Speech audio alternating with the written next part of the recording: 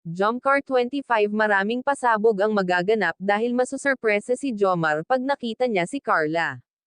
Dahil ibang-iba na ang hitsura ngayon ni Carla, bago ko ipagpatuloy ang maiksing reaction video na ito hiling ko lang na patapusin ang panunood nito para malaman ang nilalaman nito at kung bago ka pa lang sa munting channel na ito paki-subscribe para lagi kang updated sa video ng mga kalingap. At pakisuportahan natin ang ama ng Kalingap na si Val Santos matubang Ate Edna Vlog at si Kalingap Rab.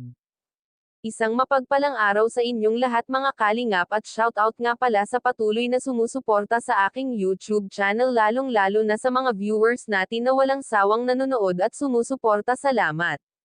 Dahil nga isang linggo na hindi nagkita si Jomar at Carla ay masusurpresa si Jomar sa bagong hitsura ni Carla.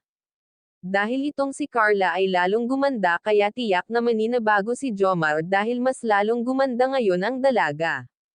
Maraming viewers ang namimiss na ang Jomcar dahil isang linggo rin na hindi ito nag-a-upload si Kalingap Rab pero ngayon ay mapapanood na natin ito. Tiyak na maraming viewers ang naghihintay at handang kiligin dahil mas naninibago tayo sa Jomcar na ipapalabas dahil magle-level up ang mapapanood natin. Mas kakaiba ang mapapanood natin ngayon kisa noon, kaya naman maraming viewers na ang nag-aabang ng Jomcar, kahit ako ay excited na rin sa mangyayari, talagang pinaghandaan ni Kalingap Rab ang Jomcar 25 kaya pakaabangan natin dahil maraming surpresa at pasabog ito na magaganap na hindi alam ni Jomar at Carla. Hanggang dito na lang ang update ko mga Kalingap, maraming salamat at God bless sa inyong lahat.